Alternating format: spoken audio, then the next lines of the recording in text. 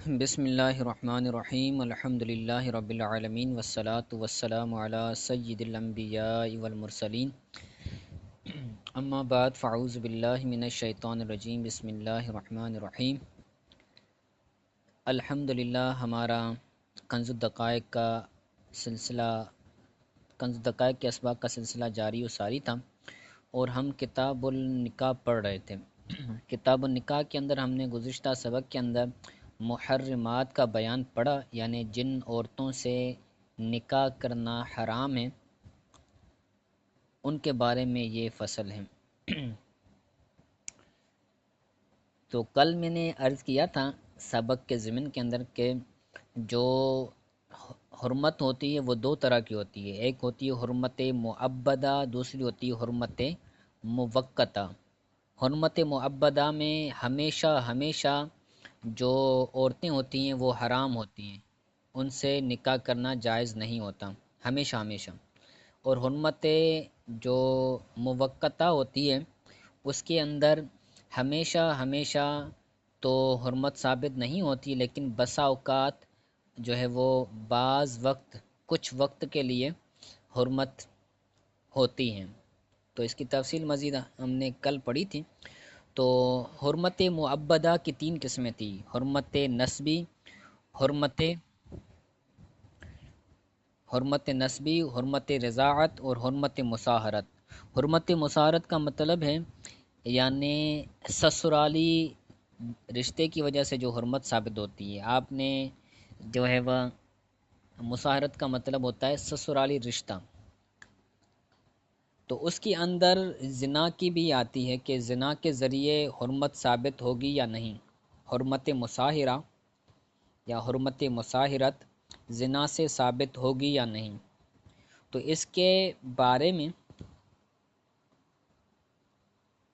احناف اور شوافی کا اختلاف ہے۔ احناف کے نزدیک زنا کے ذریعے حرمت مصاہرت ثابت ہو جائے گی۔ اگر کوئی بندہ کسی عورت سے زنا کرتا ہے تو اب اس عورت کی یعنی مزنیہ جو ہے جس سے زنا کی گئی ہے اس کی ماں بھی اس پر حرام ہوگی، اس مزنیہ کی یعنی جس سے اس نے زنا کی ہے اس کی بہنیں بھی اس پر حرام ہوں گی، اسی طرح اس کی اولاد بھی اس پر حرام ہوگی۔ تو جس طرح سانس حرام ہوتی ہے، سالیاں حرام ہوتی ہیں، اور اس بیوی کی جو اولاد ہوتی ہے وہ بھی حرام ہوتی ہے، تو اسی طرح زنا کے اندر بھی ہے، تو وہی سلسلہ چلے گا، ٹھیک ہے۔ لیکن شوافی کے نزدیک حرمت مصاہرہ زنا سے ثابت نہیں ہوگی، ٹھیک ہے۔ تو یہ تھا زنا کا بیان۔ تو مزید عبارت پڑھتے ہیں، ترجمہ کرتے ہیں۔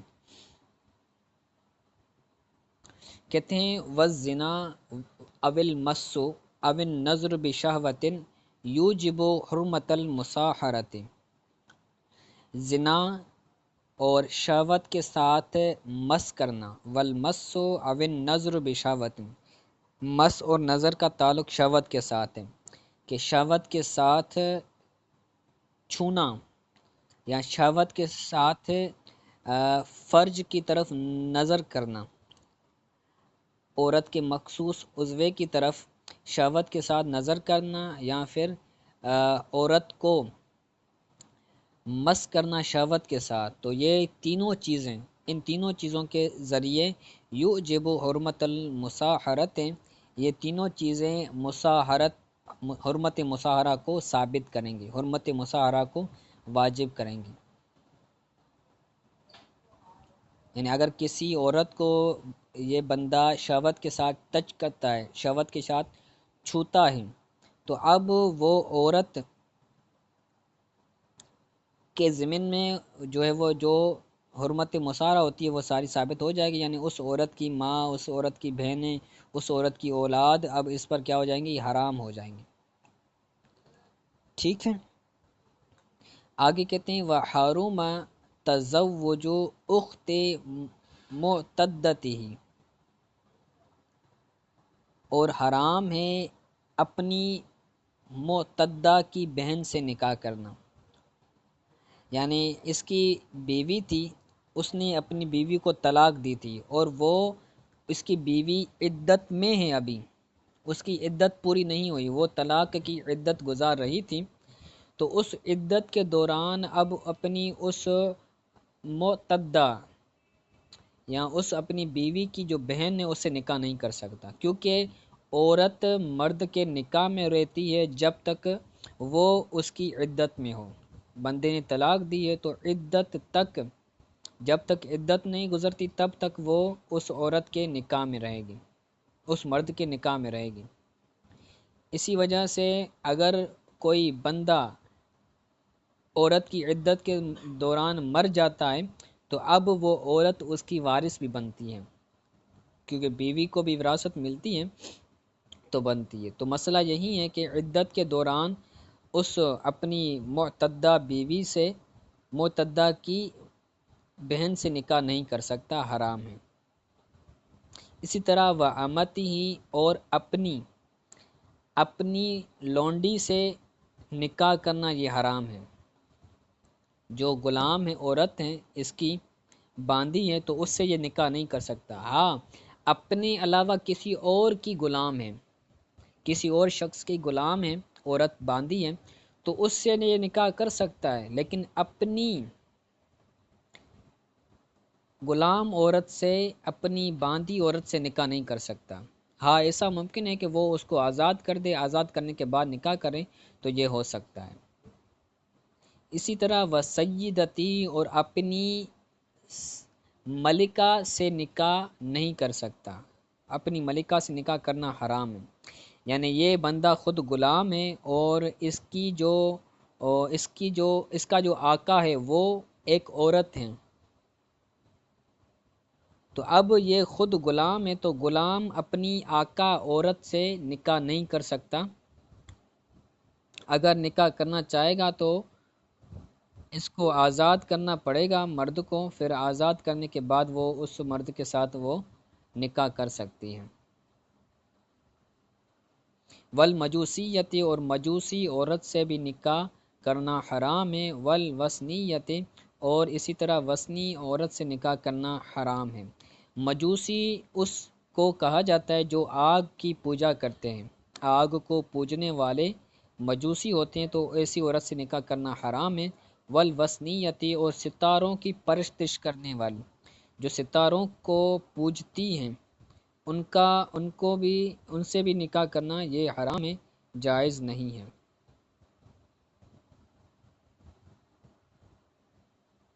آگے کہتے ہیں وَحَلَّ تَزَوُّجُ الْكِتَابِيَّةِ، پیچھے تھا ان عورتوں سے نکاح کرنا حرام ہے، ان کا بیان کیا۔ وثنیہ کہتے ہیں بت پرست عورت کو، جو بت پرست ہے یہ اس کو وثنیہ بولا جاتا ہے۔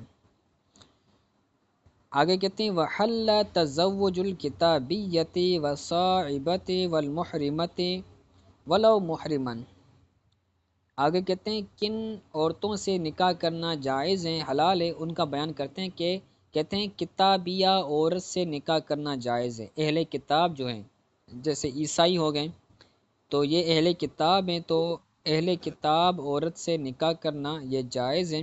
اور سابعہ بولتے ہیں ستارہ پرست عورت، اس کے اندر اختلاف ہے، لیکن احناف کے نزدیک یہ ہے کہ جو ستارہ پرست عورت ہے تو اس کے لیے ضروری ہے کہ وہ تمام انبیاء کرام اور آسمانی کتابوں پر ایمان رکھتی ہو اور کسی نہ کسی نبی کے دین پر ہو، اگرچہ وہ ستارہ پرست ہو لیکن پھر بھی کسی نہ کسی نبی کو مانتی ہو، کسی نبی کے دین پر ہو اور آسمانی کتابوں کو بھی مانتی ہو، تو اب اس کو سابیہ بولا جاتا ہے اور اس سے نکاح کرنا جائز ہے۔ اور اگر ایسا نہ ہو، وہ سابیہ ایسی ہے، ستارہ پرست اس طرح کی عورت ہے کہ کسی نبی کو نہیں مانتی، کسی نبی کے دین پر نہیں ہے، تو اس سے نکاح کرنا حرام ہو جائے گا۔ آگے کہتے ہیں والمحرمت، اور احرام والی عورت سے نکاح کرنا جائز ہے، چاہے وہ خود احرام میں ہو یا خود احرام میں نہ ہو، تو دونوں حالتوں میں، دونوں صورتوں میں وہ محرمہ احرام والی عورت سے نکاح کر سکتا ہے، ولو محرمن، اگرچہ خود احرام میں ہو، لیکن حالت احرام کے اندر جمع کرنا، اس کے ساتھ ہم بستری کرنا یہ جائز نہیں ہوگا، کیونکہ احرام کی پابندیوں میں سے ایک پابندی یہ بھی ہے کہ عورت کے قریب نہ جایا جائے، والامت اور دوسری غلام عورت سے، یعنی اپنی غلام عورت سے نہیں بلکہ دوسرے شخص کی غلام عورت سے نکاح کرنا یہ بھی جائز حلال ہے، ولو کتابیتاً اگرچہ وہ جو غلام عورت ہیں وہ کتابیہ ہو یعنی اہل کتاب ہو، والحرۃ علی امۃ اور غلام عورت کے ہوتے ہوئے آزاد سے نکاح کرنا یہ جائز ہے۔ پہلے اس کے نکاح کے اندر غلام عورت تھی، تو اب آزاد عورت سے نکاح کرنا چاہتا ہے تو یہ بھی اس کے لیے جائز ہے۔ اس کے نکاح میں پہلے غلام عورت تھی، اب آزاد عورت سے نکاح کرنا چاہتا ہے تو یہ بھی جائز ہے، والحرۃ علی امتہ اور آزاد عورت سے نکاح کرنا جائز ہے، حلال ہے، علی امتہ باندی کے ہوتے ہوئے، لا عکسہ اس کے برعکس جائز نہیں ہے، اس کے برعکس حلال نہیں ہے، یعنی پہلے اس کے نکاح کے اندر آزاد عورت تھی، اب یہ غلام عورت سے نکاح کرنا چاہتا ہے تو یہ کرنا جائز نہیں ہے۔ ادنا پر اعلیٰ کو ترجیح دینا یہ جائز ہے، لیکن اعلیٰ پر ادنا کو ترجیح دینا یہ جائز نہیں ہے۔ پہلے اس کے نکاح میں آزاد موجود ہے اور آزاد جو ہے وہ اعلیٰ ہے، اس اعلیٰ پر ادنا یعنی غلام عورت کو ترجیح دینا یہ اس کے لیے جائز نہیں ہوگا، ولو فی عدت الحرۃ اگرچہ آزاد عورت کی عدت میں ہو، اس کی بیوی تھی آزاد تھی، اس نے اپنی آزاد بیوی کو کیا کیا، طلاق دے دی، اب وہ جو آزاد عورت تھی وہ عدت گزار رہی ہے اس کے طلاق کی، تو اس طلاق والی عدت کے دوران آزاد کی عدت کے دوران اب دوسری غلام عورت سے نکاح نہیں کر سکتا۔ ہاں اگر آزاد عورت کا جو عدت کا وقت ہے وہ گزر جائے تو اب وہ غلام عورت سے نکاح کر سکتا ہے، یعنی آزاد عورت اس کے نکاح سے نکل جائے پھر کرے گا۔ ٹھیک ہو گیا یہاں تک؟ آگے کہتے ہیں وَأَرْبَعٍ مِّنَ الْحَرَائِرِ وَالْإِمَاءِ فَقَطْ لِلْحُرِّ اور مرد کے لیے غلام عورتوں اور آزاد عورتوں میں سے 4 سے نکاح کرنا جائز ہے، فقط للحر صرف آزاد مرد کے لیے، جو مرد آزاد ہے جو غلام نہیں ہے تو اب وہ 4 شادیاں کر سکتا ہے، 4 نکاح کر سکتا ہے، چاہے وہ غلام عورتوں سے کرے چاہے وہ آزاد عورتوں سے کرے، تو بیک وقت وہ 4 عورتوں سے جو ہے وہ نکاح کر سکتا ہے۔ ٹھیک ہو گیا؟ لیکن جو غلام ہوگا وہ 2 کرے گا، کیونکہ غلام کے اندر نصف پایا جاتا ہے، اس کے اندر کمزوری ہوتی ہے، ضعف ہوتا ہے۔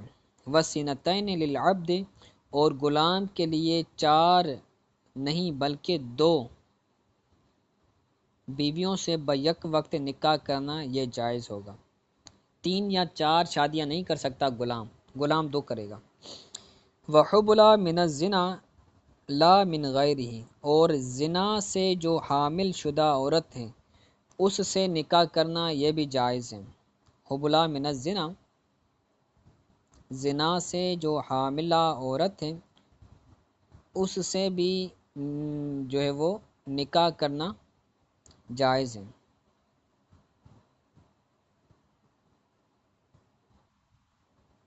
لیکن جو زانیہ عورت سے یہ نکاح کر رہا ہے تو اس کے اندر وہ اس زانیہ عورت سے مزنیہ عورت سے وہ بندہ جمع نہیں کرے گا جب تک حمل نہ ہو جائے، حمل ہو جائے پھر وہ جمع کر سکتا ہے، اس کے ساتھ ہم بستری کر سکتا ہے۔ اور اگر زنا کے علاوہ حاملہ ہو تو اگر حمل معروف النسب ہو تو اجماعاً نکاح درست نہیں ہے حالت حمل میں، اور وہ حمل ایسا ہے جو معروف النسب ہو، جس کا شوہر معروف ہو کہ اس کا شوہر یہ ہے، وہ جو پیٹ کے اندر اس کا بچہ ہے اس بچے کا باپ معلوم ہو کہ اس کا باپ فلاں شخص ہے، وہ معروف النسب ہو، تو اب بالاجماع ایسی حاملہ عورت سے نکاح کرنا یہ جائز نہیں ہے، اس کے اندر اجماع ہے۔ والحبلى من الزنا زنا سے جو حاملہ عورت ہیں اس سے نکاح کرنا حلال ہے لیکن جمع نہیں کرے گا، لا من غیرہ لیکن جو زنا کے علاوہ دوسری حاملہ عورت ہے جس کا نسب معروف ہے تو اس سے نکاح نہیں کر سکتی، اس سے نکاح کرنا بالاجماع یہ جائز نہیں ہے۔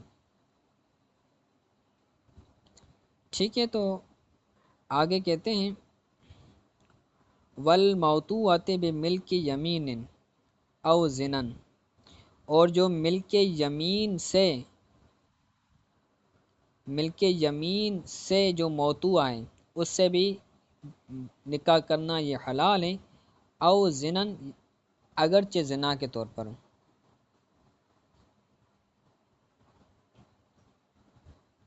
والمدمومۃ الی محرمۃ والمسمی لہا۔ چلیں آج کے لیے اتنا کافی ہے، پھر یہ لمبا ہو جائے گا، اس کے اندر جو ہے وہ نیچے پھر اختلاف بھی ہے، متعا کا بیان اور نکاح متع اور نکاح مؤقت۔ تو میرا ارادہ ہے کہ نکاح متع کو تفصیل سے دلائل سے بیان کریں گے انشاءاللہ تعالی۔ جو روافض ہیں وہ نکاح متع کو مانتے ہیں تو ان کی کتابوں سے کچھ دلائل عرض کروں گا، تو انشاءاللہ تعالی یہاں سے پھر کل پڑھیں گے۔ آج کے سبق کے حوالے سے اگر کوئی بات سمجھ نہ آئی ہو تو پوچھ لیں۔